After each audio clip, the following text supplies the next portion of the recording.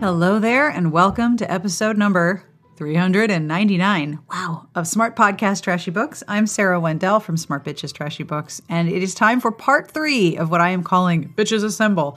We have recommendations for comfort and good wishes from Kiki, Catherine Heloise, and Shana in this episode.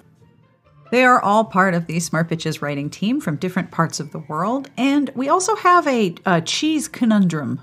A cheese hullabaloo, if you will. So if you have cheese ideas once you've listened to this episode, I would love to hear from you. You can reach out to us at smartbitchestrashybooks.com/podcast, or you can email me at sbjpodcast@gmail.com. If you have thoughts on cheese, or if you would like to tell us what books and things are getting you through the global quarantine, I would really love to hear them because we are collecting all of your recommendations. I want to extend a very special thank you to our Patreon community. If you have supported the show with a monthly pledge of any amount, you are helping to keep the show going. You are making sure that every episode has a transcript. And, well, you're awesome. So thank you. If you'd like to join our Patreon community, have a look at patreon.com/smartbitches. Now, I have compliments, and I have to say, it is so nice to do these, so thank you to everyone who has supported the show, and thank you in particular to the people who are getting compliments because this just lifts my day and I hope it does yours. Regina W., someone close to you, whenever they are having an absolutely crapful day, thinks of you and your laugh and feels much better. And Julia L. You know how sometimes you hum to yourself? There are not one but 2 cover bands dedicated to you, and one is run entirely by magical squirrels. If you would like your own compliment, please have a look at patreon.com/smartbitches. This podcast episode is brought to you by Lola. Lola is a female-founded company offering a line of organic cotton, tampons, pads, liners, and all-natural wipes. They offer complete transparency about the ingredients in all of their products, and they are all 100% organic cotton. There are no added chemicals, no added fragrances, no synthetics, and no dyes. Lola will help make your month a little easier. Here's how it works. You customize a subscription box with the mix of products, absorbency, number of boxes, frequency of delivery, and they will send products right to your door. I really like knowing the ingredients, but the personalized assortment was brilliant for me. If you would like to give it a try, you can get 30% off your first month's subscription at mylola.com and enter SmartPod when you subscribe. Shall we get started with this episode? I think we shall. Up first, my conversation with Kiki as we look for recommendations for comfort and best wishes for all of you. On with the podcast.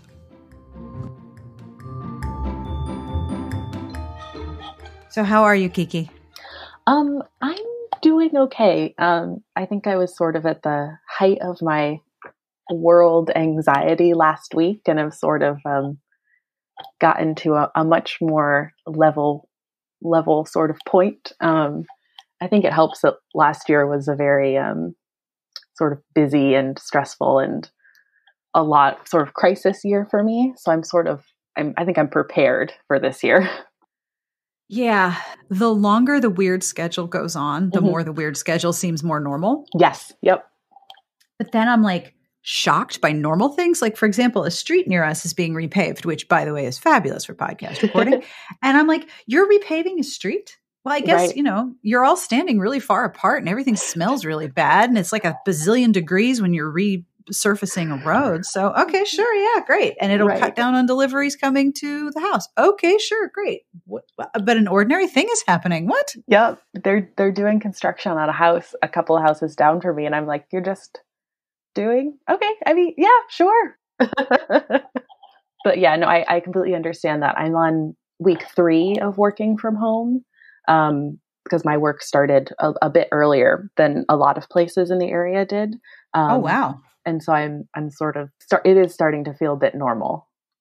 What recommendations do you have for people who are looking for something comforting or enjoyable or fun? What is getting you through right now?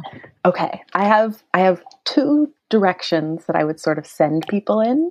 My first direction is sort of jumping off of what Elise said last week, which is books with no conflict. You are not the only person to be like, you know what? I do not need angst right now. I do not need I want low angst. I want, low stress. And so one of the things that I will be returning to and that I recommend for some other people is Because of Miss Bridgerton by Julia Quinn, which is the first book in her prequel series. Now, this is strangely one of my most reread romances because it is like a low stress, low angst sort of thing. So I go back to it whenever I'm like, too much is happening and I just need to I listen to it on audiobook a lot. And so whenever there's like too much happening in my life, I go back and I'm like, yes, I need to listen to 40 minutes of like these people playing that weird croquet game. It's not croquet, but it's whatever that game is. Lawn bowling with the mallet of death. Yes. Yep. It's precisely what I need. And this is just like, enemies to lovers, to people who sort of bond over the fact that they've sort of been left behind by a lot of the other people in their life. Yeah. And it's, it's an oldest son who is just sort of waiting around at home until his dad dies, basically, because that's what it's like to be an oldest son in a historical. A female lead, Billy, who is, didn't have a season and didn't get married and is sort of realizing now that she's sort of missed some things. They're the only two people that are sort of left and they sort of bond over that. And it's, pretty funny, pretty bickery and stuff like that. And it's a good, fun, low stress. There's nothing big or a huge conflict or anything. And so I would send people in that direction of like, this is not a stressful thing to read. Yes. And it's a very familiar world. If you've read any Julia Quinn book, you know exactly what world you're entering into. Yes. That's such a good point, is that it does feel very familiar. And so I think there's something about the familiar, but not contemporary that I think I am going to be reaching for a lot in the next coming weeks. And so the other direction that I would send people in, completely different from what I just said, is that, listen, right now, I don't want to be on this planet. Other people don't want to be on this planet. And so I say, I say go sci-fi. Get off Earth, go far, far away, complete something entirely different than the world we are living in right now. And so I'm going to recommend Polaris Rising by, I think I'm going to say her last name wrong, and I apologize, Jessie Mihalik. I think that's right. I have not actually heard it said. So with the best of intentions, let's say Jessie Mihalik. Yes. And so this is the first book in the series. I actually have the second one out from the library right now, so I'm excited to dive into that. But this is sci-fi, takes place almost entirely in space. You have two very sexy, like essentially space outlaws, who are sort of road tripping, running away from authorities. And it's really, really excellent. There's a good amount of like competency porn, like space competency porn. Isn't that so reassuring? Yes. I don't mean to fetishize competence, but at this point I have a fetish for competence. Yes. It's just so, when the world is a mess, I want to read about people who know what they're doing and are doing it well. And like, that is, I want reassurance that somewhere out in the world, there are people who are competent at what they are doing and they are doing it, even if it is in a, sci-fi romance.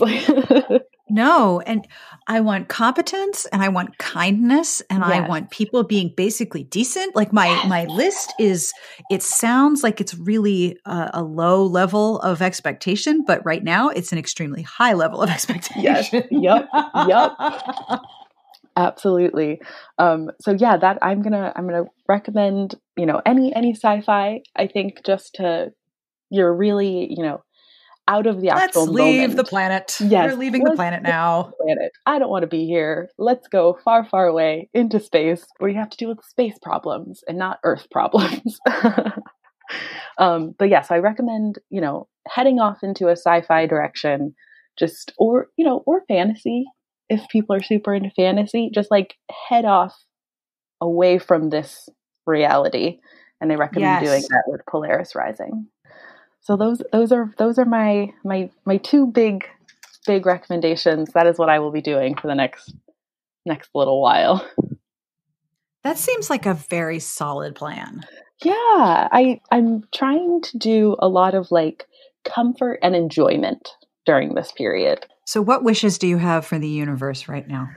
Oh man, I am wishing for a lot of community care, a lot of people taking care of people in safe and healthful ways, looking out for our most vulnerable. I'm also wishing for those of us who still have our jobs right now, who will come out of this with our jobs intact and still paying us and still able to pay us. I'm wishing for us all to cough up a little cash. Now's a really good time to be thinking about how we can redistribute some of our wealth to people who are going to be under some really, really tough times during and after this. Looking up mutual aid things in your area, giving to food banks, things like that, I think is something that a lot of us should be thinking of and taking action towards right now.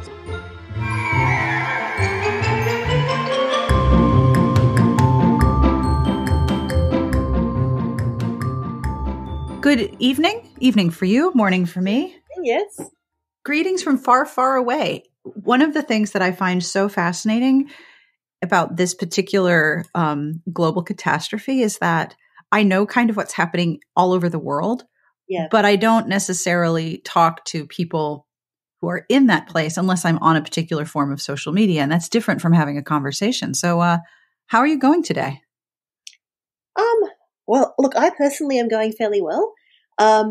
It is a very strange time. I've been working from home for the last week and a half, and I spent most of that time trying to learn and to teach video conferencing at the same time. So we have filled up that video conference bingo card innumerable times with having video conference in mime. Everyone's freezing. It's all nuts. So that's very fun. And I thought while I was doing that, I started setting up things like, an online lounge room for my friends, and we're setting up a Shakespeare reading group again via Zoom this weekend. So just trying to get things in place because it's going to be a long haul. It is. Now, you work in a lab, so it's actually very difficult for a lot of the work that you work with to be done remotely, right? Yeah, so I'm not a scientist myself. I coordinate about 90 scientists. And you have my sympathy. They're lovely. They're they're really lovely people. They're really smart people. They are not organized people, but that's not me for. But I'm very lucky. I've got a really nice group. So at the moment it's interesting because pretty much everyone on the admin side has been working from home for about the last week or two. They're trying to, any non-essential experiments have to stop. That's it. We've pivoted a lot of work towards COVID-19 research. Not so much. Yeah. We already had quite a big infectious diseases program. So my division is cancer and cell death. There's a combination of people who are staying to finish up the big experiments, people who are now working from home, and a group of them have started doing things like genotyping and CRISPR editing to kind of support the COVID-19 research. So the general idea is that it's kind of a skeleton staff. It's just the people either doing COVID-19, supporting COVID-19, or finishing up stuff which has been going on for too long to waste at this point. So, yeah, it's interesting, and we're also writing grants because it's always a season of writing grants at the worst possible time. We have a morning tea video conference that I've set up for anyone who wants to join me and practice using the video conferencing software so they don't do mime during the next seminar. And, from what I've seen, mime during the seminar is definitely on the cards if they don't practice. And yeah, you see some people in the lab and you'll see some people in the lounge room, and it's sort of a weird assortment. It'll be very strange. My job won't change that much, but other people's jobs are going to change a lot. Yeah. So you're setting up virtual lounges and did you say SkypeSpeare? SkypeSpeare, yes. Well, my circle of friends, we used to do tabletop readings. We actually got through the complete works of Shakespeare, dramatic readings, very smutty dramatic readings, because Shakespeare was full of smut, and so yeah. Possible way to interpret something filthily, we did. And I thought, well, that's actually, I've already worked out how to divide all the plays into smaller numbers of people. I've already got all these friends who I want to keep up with, and some of them are in different time zones. We can get together every couple of weeks and do another play, because there's a lot of things you can't do on Zoom. I have been trying desperately to figure out if choir can be done on Zoom, but boy, the results are disastrous. It's hilarious, but not useful. But Shakespeare, by and large, you're speaking one at a time, so video conferencing is more feasible, and we still get to see each other and be ridiculous at each other. And yeah, I think I won't necessarily have this much energy to start stuff down the track, but if it's already going, continuing it's quite easy.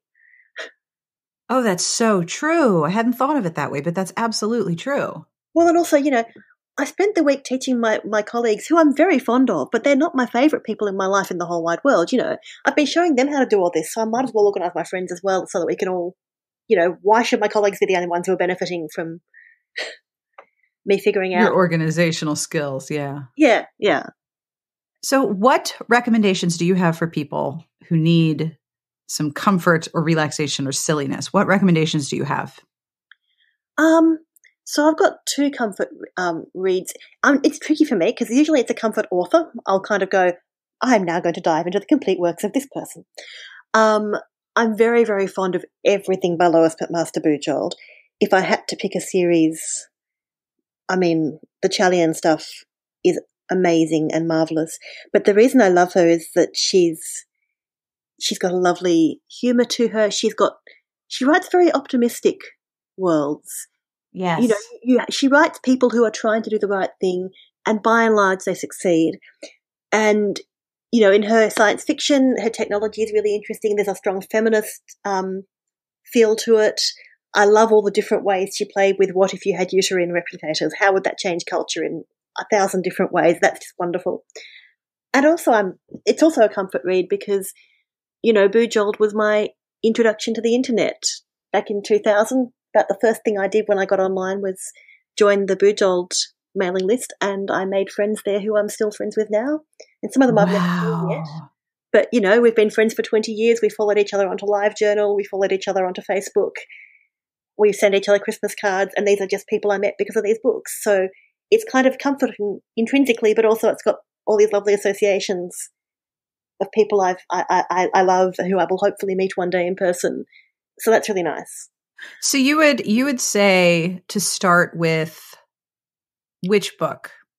Shards of Honor? Shards of Honor if you like science fiction, definitely Shards of Honor. And if you like fantasy, Chalian, The Curse of Chalian, although Paladin of Souls is so awesome because you don't get a lot of 43-year-old heroines out there, and we need more of those. 43-year-old adventure heroines who get their own romance subplot and are awesome.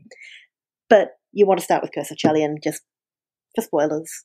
My favorite of hers is the have you read the Penrick novella series? Penrick's so lovely. Yes. Well, he's one of people who's just really nice.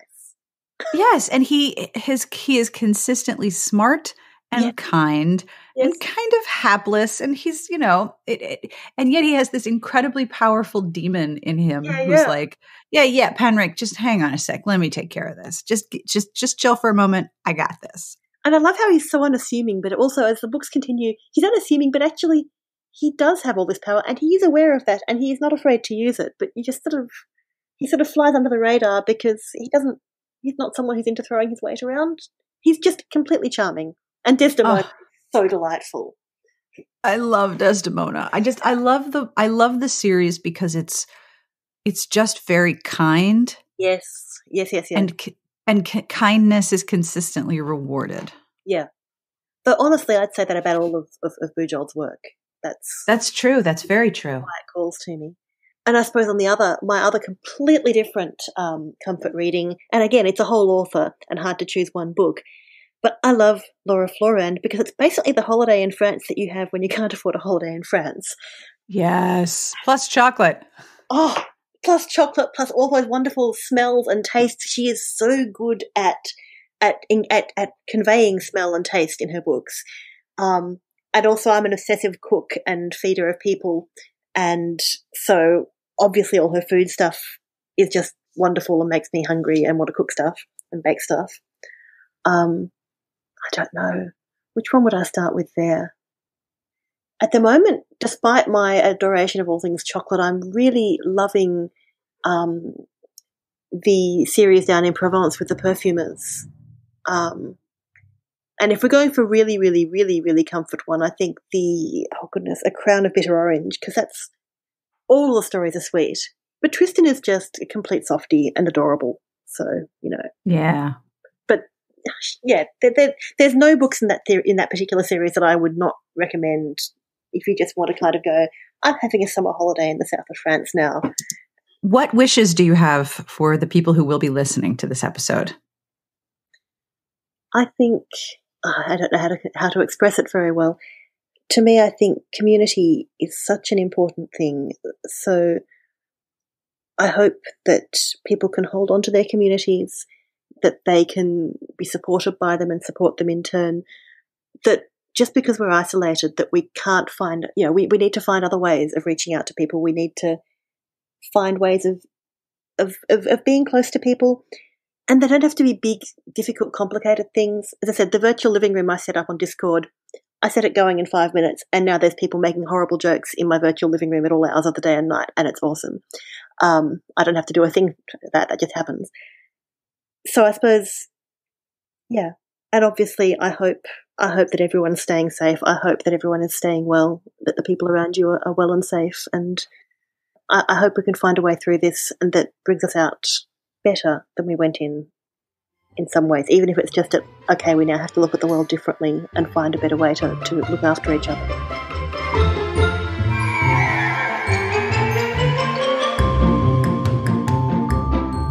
Shana, how you doing today? How's your weekend been so far? Well, I'm actually having a really urgent problem that I was hoping you could help me with. Oh, crap. What's up? I got a box of cheese today. I got 4 different kinds of goat cheese. This was a Christmas gift that my mom sent me, like a Cheese of the Month club.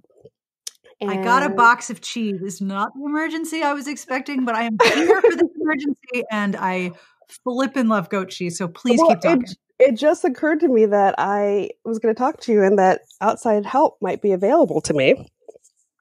So, so it's this box of cheese.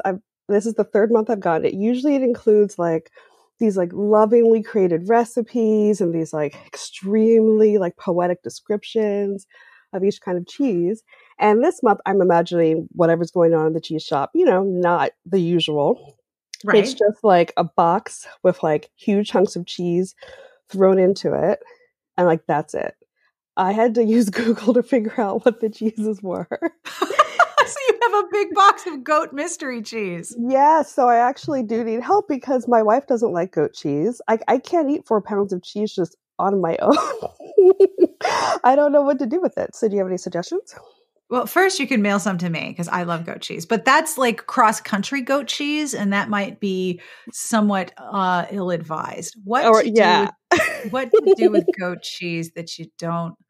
Mysterious goat cheese. So now I'm picturing goats wandering around the countryside with fake mustaches and beards and sunglasses and being all covert about it. I'm going to eat this grass. No.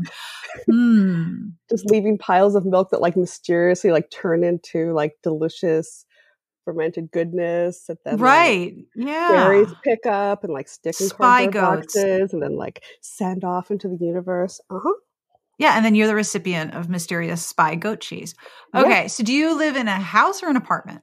I live in a house in Sacramento. Do you know your neighbors? This is good. I know some of my neighbors. Some of the houses on my block have been recently turned into Airbnbs. Oh, bugger. Well, the market's going to fall the hell out for them. Not helpful, although I've been very quiet lately, but you're right. I do know my neighbors, at least So on maybe the what you might want to neighbors. do is drop notes in your neighbors' mailboxes. Help, I have too much goat cheese. Please come to my house and we will arrange for socially acceptable distance transfer of cheese. Do you want some cheese? Please come to my house and get cheese. Like if someone put a note in my mailbox that said I've got free cheese, I would be there. Well, it's funny because I think we already pushed free lemons on them from our tree this week. My wife did that. So I wonder what they think is going on in our house if like we keep sending them random things. You might need to incentivize it, like free cheese with a bonus roll of toilet paper. Oh, I can't give up my toilet paper. No, you can't be doing that. Your recipe was all going so well, Sarah, until you suggested the toilet paper. Incentivizing with TP may not be necessary. I think first offer to your neighbors, and then if they don't, I mean, I'm assuming you can keep it chilled. Yeah, it's in the fridge. I just, right. I don't know how long it'll last, but you're right. I like this idea. Yeah. It's funny because you mentioned toilet paper. So this is my first day being off of self-quarantine. And so I couldn't go out to the store. And so my friends have been dropping off like deliveries of toilet paper on my porch for the past 2 weeks. That is so kind. I mean, it's been really nice. It's like you don't really know how wonderful your friends are. And I didn't even ask. They were just like, hey, Shana, so I went on a cruise earlier this month, and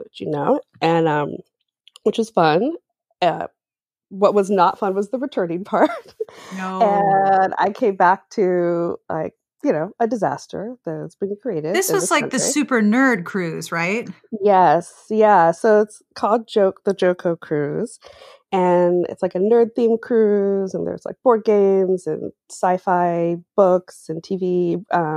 Rebecca Roanhorse was there, who is a writer I really love. And I embarrassed myself pretty pathetically in talking to her because I was so excited. And I got a copy of N.K. Jemisin's new book, The City We Became. Ooh. I also was pretty embarrassingly excited about that. Like other people, there was a lottery. And so other people who got the book, sedately walked down to the stage, said like, oh, I might wait to read this till I've read the other books. I, of course, having read her other books, like hopped up like I was at, like, what's like The Price is Right? Is that game show where like, where you come down the aisle and lose your cool? Yeah, that was me. It was amazing. And then I would have completely lost my cool. That makes me feel better.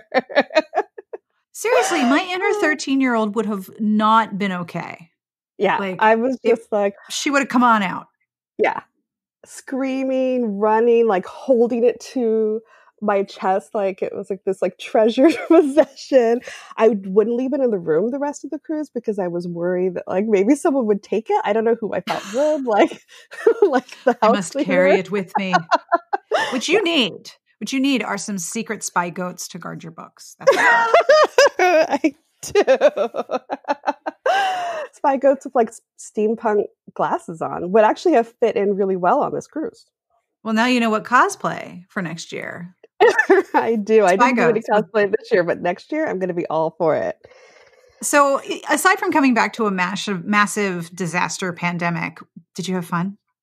Oh my gosh, it was so much fun. Yay! It was great.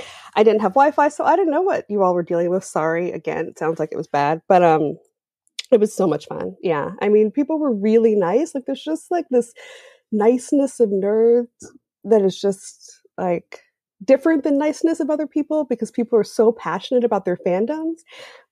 And there's so much space for you to be passionate about your fandoms. And like, yes, no one thinks it's weird. Like I went off on this huge tangent at one point talking about gluten-free baking and the like percentages of starch and protein that you needed to make it work. And in any other space, somebody would like, I would have been triggered by someone's like nonverbal communication that like I needed to stop talking. In this space, they were like, this is great. Oh, I don't know anything about gluten-free baking, but you can talk for hours about this. That's totally fine. Yeah, it was pretty awesome. But now I'm here. But you have cheese. But I have cheese. Cheese and TP. You're right. Like, what more do you need? I feel like this is a time I should make a joke about how I'm actually lactose intolerant, which I am, and how therefore the cheese and TP kind of are important to go together. Luckily, Wait. I have a lot of lactate. Wait a minute. You're lactose intolerant and you were Uh-huh. gifted a Cheese of the Month Club subscription. Yes. I feel like there was a tells you a slight lot about my relationship with my family. I feel like there was a slight disconnect there. Uh-huh. Just a small miscommunication of essential information. But, or your neighbors or your friends know that's why you need so much TP. They're like, oh no, it's Shana. She's stuck at home, sitting in her room. She's really gonna need some cheese. Yeah, I think it's because in my family, I'm the one person who does like cheese and is willing to like consume a lot of the like lactose intolerant pills in order to eat it, and no one else. I understand this. But like I liking a little bit of cheese is different than like 4 pounds of goat cheese. Yeah, a lot of goat cheese. I hear you. So aside from goat cheese, TP, and the kindness of your friends and memories of a dope cruise, what comfort recommendations do you have? Well, I'm glad actually that I had a couple weeks to think about this, because I think if we talked last week, my only recommendations would have been TV shows and movies, because I was really struggling with reading when I first got back. Oh, you are not alone in that. Oh, that makes me feel better. Oh, not at all. Not at all. Did that happen to you too? Oh, dude, for so bad. It's like I've had to keep switching genres to try to figure out what to read. And I started a book today that I had already started and was like, oh, this is fine. So I picked it back up. I'm like, these people are idiots. I cannot read this. I don't want to read this. They're just making me nuts. And I'm just like, your problems are petty and silly and I don't care right now. And I'm like, wow, I need to take a break from this. Okay. These people are doing nothing wrong. The problem is clearly me. Yeah, I have been having a lot of trouble settling into a book because my brain is so easily distracted. And I also think that, because I've talked about this before, that I think that my brain needs a lot of energy to construct the world of a book. And sometimes it just doesn't have the energy to do all of that construction. And so I'll want to read something where some of the visuals are already present. Like I want to play a video game, or I want to read a comic or a manga. I'll want to do something where the visuals are built for me so that I don't have to do that extra work. But you're definitely not alone in struggling to find something. I'm curious though, what did you find? Well, it's interesting that you said that, because it's making me think of the books that I have been enjoying, and actually the movies too, are just ones that have really I think cohesive world building, so you can kind of drop in with like minimal effort. Yes. I hadn't kind of made that connection, but I think that's kind of what's going on. That if I have to put in like even just a little bit, then it's just too much for me. But if like it's really like either an existing world that I know so well, or it's like totally created for me, then yeah, I can kind of feel absorbed and not just watch The Butcher's Wife over and over again, which is one of my favorite romantic comedies, by the way. Highly recommend it. Wait a minute. The one with Demi Moore. Yes. Have you and seen she it? has I adore that movie, even though her accent is atrocious. It's so terrible. I love that movie. I love the lesbians with the shoes. This makes me so happy. I feel like no one knows this movie but me. And my I love that movie. I think I own it on VHS and on CD or on DVD. I own it on DVD too. I love that movie. It is so ridiculous. It is utter confection. I'm so glad to know this about you. Ditto. I feel really happy. Also, I know that you'll get the part where like she supposedly grows up on this coastal southern island that is like completely isolated from the world. And I know you have this southern connection, so you get how that makes actually no sense, that you could like never be around humans. I'm not sure exactly where it is, if it's like Georgia, South Carolina. I'm not sure because their accent is so terrible. But I'm totally willing to just like suspend disbelief because I love that movie so much. Oh, it is a complete confection. Oh, it's great.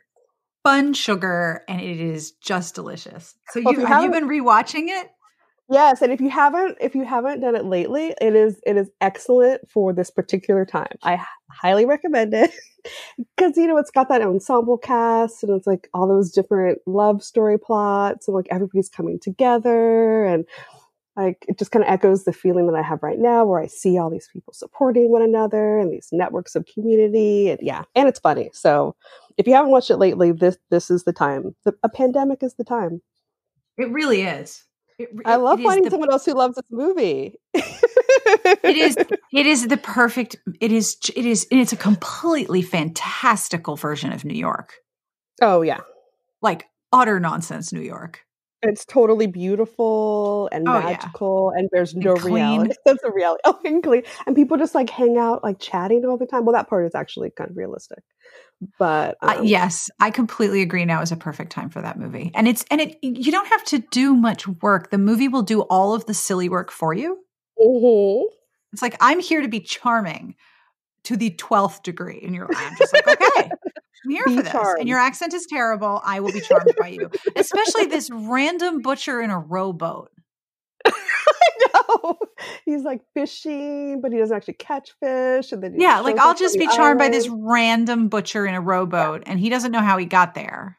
And he's just like great because he's just like cuddly, kind of cinnamon roll. He's not really the hero. It's obvious they're a terrible match, but you're rooting for them to figure out their lives. And he loves jazz. Oh my gosh, Leo's so cute. And he's just like, of course, this beautiful blonde woman with a weird accent is like, let's get married. And he's like, sure, why not? That's not strange. Like, no. Yeah, I'll just take her back to the butcher shop. It'll be fine. Where she will use her magical psychic powers in order to help find the perfect cuts of meat for everyone who comes into the store. Yes, because that's what you need.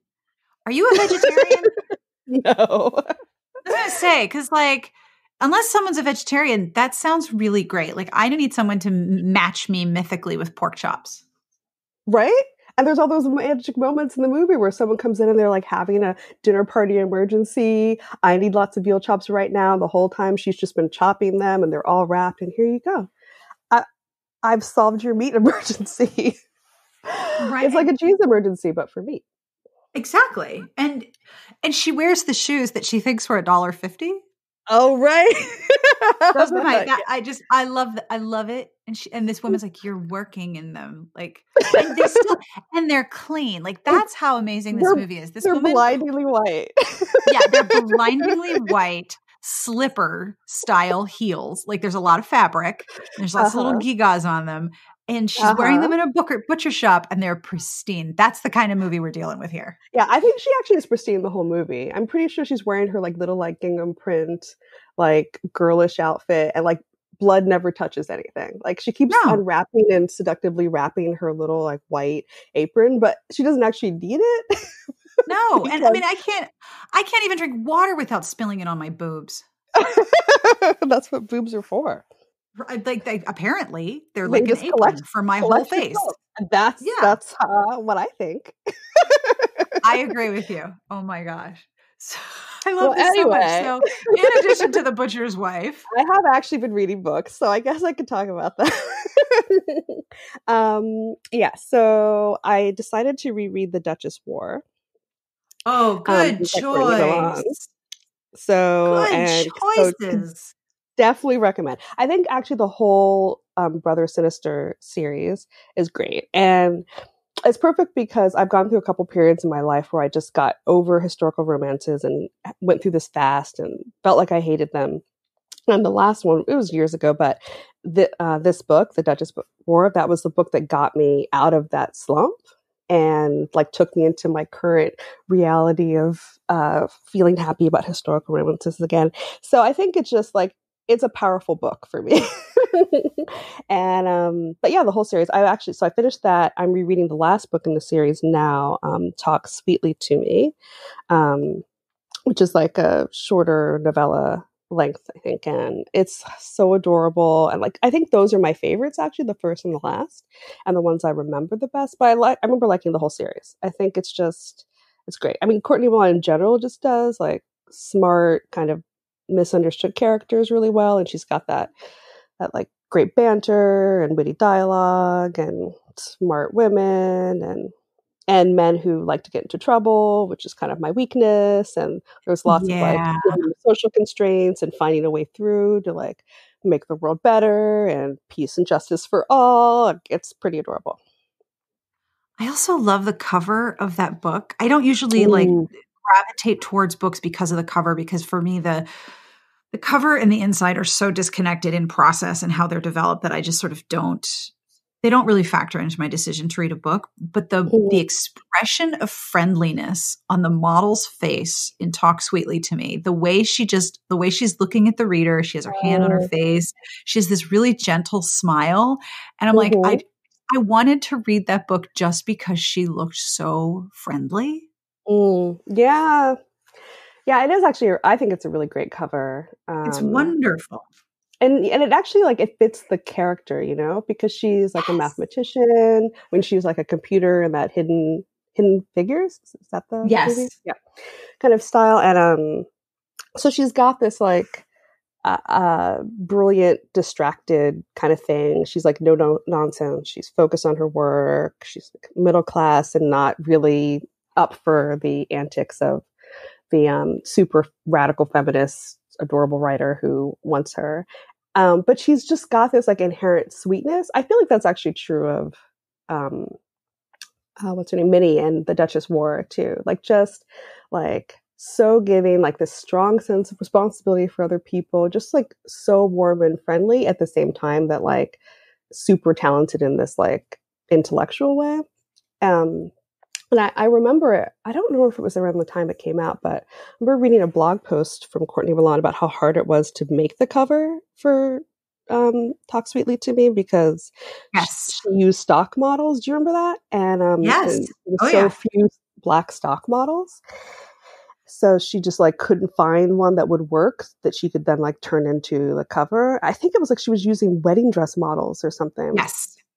Yeah, she does a lot of her own cover work or initially did. And I know that she uses wedding dress pictures because the volume of fabric in the gown can be the backdrop for the title and you don't really have to do all that much to it.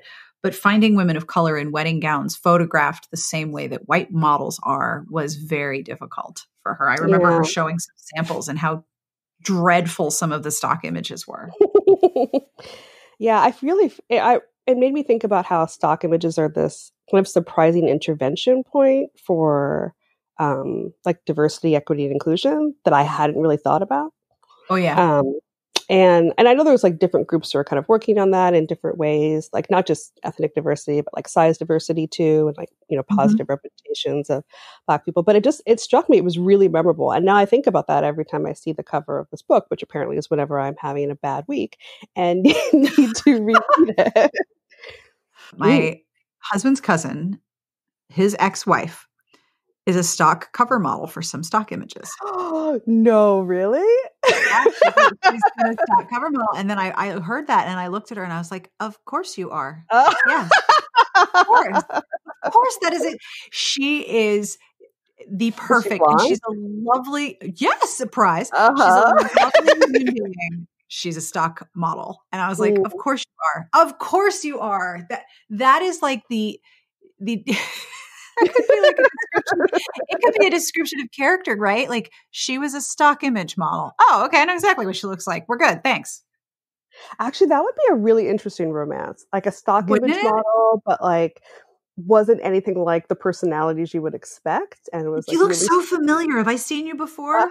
Maybe on an insurance brochure. Once upon a time, ages ago on Twitter, someone in my replies, I was ranting about, you ever get that call from Rachel from Cardholder Services? Hi, it's Rachel from Cardholder Services. Don't hang up. And it's either Rachel or Emily, or it's like some randomly bland voiced person who's basically scamming you. And someone was like, imagine the voice actor who had to do that. And she's the most hated woman in the world. And everyone knows her voice and she's having trouble finding love. And I feel like her and the stock image model could be a series. I love that idea. And like there would need to be maybe some sort of like like path to like recovery that would happen, and like personal transformation of like, Rachel would realize that, maybe it wasn't worth the money to do this, or Yes. She has like, inside information to take them down. oh yeah, how will I give back to the world? And the stock model can realize that she's part of a larger machine that is limiting representation of what people look like, and we can do better, and she could like start bringing in other models. Oh yeah, there's she so could much use her powers like for good, and like to show that like there's actually a market for other types of models out there. And then maybe she would dye her hair like black. I feel like this could be fun. Because she would be on the run from like the conglomerate that was after her because of her efforts. So she would need to totally change her look. And then she'd discover that she kind of like liked having tattoos, even if it meant she could no longer do her career as a stock model. Yeah. I mean, there's so much to unpack in what we accept as the narrow definition of female customer. Oh, right. Right. Like, and what no longer the female customer. As like generic to us enough that like the maximum number of people will buy it. Yep. Not too big, not it's too like, small. you need to paint your house gray when you're trying to sell it, because oh my gosh, not make it too startling for folks. You want the maximum number of people to see themselves in it. That's pretty much what stock motors are. They're like gray paint. Yes, I have lived in a house that was staged. When we sold our house and moved to Maryland, when I lived in a house that was staged, it was like living with people who I never saw, who were very scary. Everything matched. They put their mugs on a tray and left the tray and the mugs on the kitchen counter, and like I would have to set it up before a showing because I worked from home, so I would like go upstairs and like make the beds with these weird matchy bedspreads and like hide all evidence of other like the actual human who lived there. And I'd make my way backwards out of the house and like put the mug tray on the counter in a specific way, and then make sure the mugs were turned a certain way. Who leaves some empty mugs on a tray in the middle of the counter? Like, did I just like up and I had to look like aliens were in my house? And I think what actually sold my house is before the last open house, I simmered cloves and cinnamon and some orange peel, and I made like sell my house fragrant tea. And then we had like an offer. So when they came back for a second look, I did it again. And I was like, forget the matchy mugs and the chevron. It was the tea that did it. I'm going to remember this next time when eventually I guess we have to sell this house, and I'm dealing with a real estate agent desperately trying to get me to stage it. I'm going to say, how about I just bake some cookies? I'd be doing that anyway. Exactly. Would you like some cheese? Cheese out for them. You'll still have some. It's a lot of cheese. Who doesn't want to buy a house surrounded by cheese?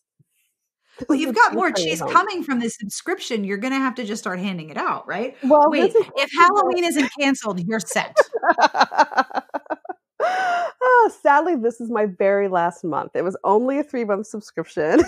I know. It's the end of an era. You could have been the cheese fairy for the whole street. I could have been. Maybe if I ask nicely, my mom will do it again for my birthday. That's in June. First, she liked The Butcher's Wife, the best rom-com ever, and then we're almost birthday twins. Yep. Clearly, we were meant to have this conversation. Yeah, I love having a June birthday.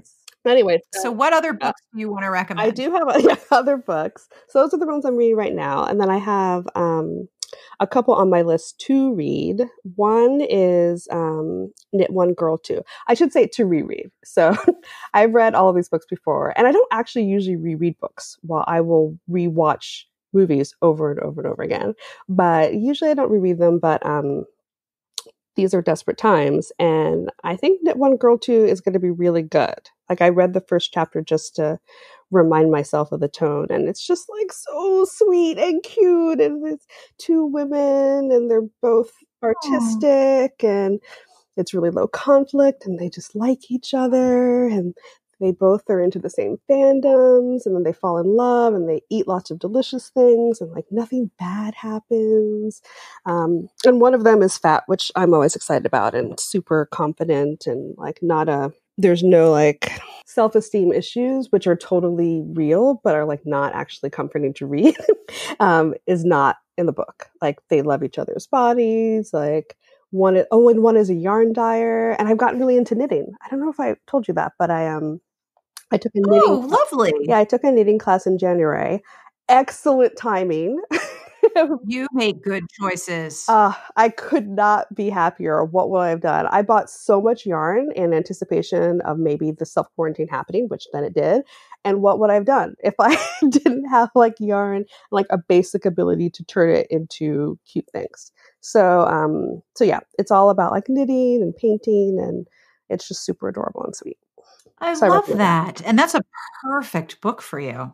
Oh yeah, it is. It really has everything I like. Like women being creative, like not a lot of conflict yet. Like it is important that it has enough of like a story that feels engaging, because I can't actually read really, really like zero conflict, super low conflict books when I'm stressed or worried. I don't know about you, but just like they just don't, it's kind of like what you were saying before. They don't catch my attention, and I get annoyed at them because their lives seem too easy when my life isn't. Like I need enough like conflict and trouble to feel like sucked in and engaged, but like not so much that I'm actually worried about anyone like dying or something terrible happening. It's that like sweet spot in between. So hopefully this will hit that. And then the other one I'd recommend is The Long Way to a Small Angry Planet by Becky Chambers, which I definitely feel like is like such good world building and like such this positive vision for the future. It's like a sci-fi book that feels kind of like a cozy mystery. And I don't know, everybody's like not miserable. And yet like they're trying to fix things and make the world even better. And there's like chosen family, and the heroine is running away from her not great bio family, which is a trope that I always love in anything, but particularly sci-fi. Polaris Rising is kind of similar. It's actually, I think it might basically be like very similar to Polaris Rising, but like happier. So what wishes do you have to send out into the world today? I think I'd just like to wish everyone all of their favorite snacks. Since I would say like I'd like to wish cheese for everyone, but maybe cheese isn't everyone's thing. So I want everyone to feel well nourished in whatever way. Like I think ideally everybody should get a box today of whatever they would most love to receive and eat. Oh. So that's kind of what I'm hoping. And just that, yeah, people are kind to one another and ask for help when they need it. I'm feeling pretty loved and supported by all the folks in my chosen family lately. And I hope that everybody else knows that they can ask for help. And this is the time you will actually probably get it.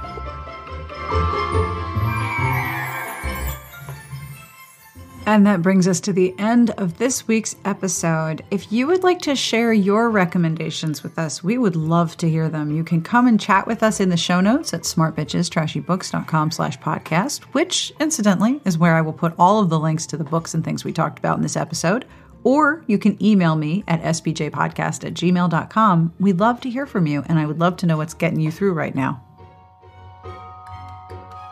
Thank you again to our Patreon community for supporting the show. I can't tell you how much your support means to me. If you'd like to have a look at our Patreon, it's patreon.com/smartbitches. And of course, I end every episode with a bad joke, and this one is so bad. I'm really happy about this one. I mean, I like them all, which is why I picked them, but this one is just making my day. Why should you knock on the refrigerator door before opening it? Why should you knock on the refrigerator door before opening it? In case there's a salad dressing.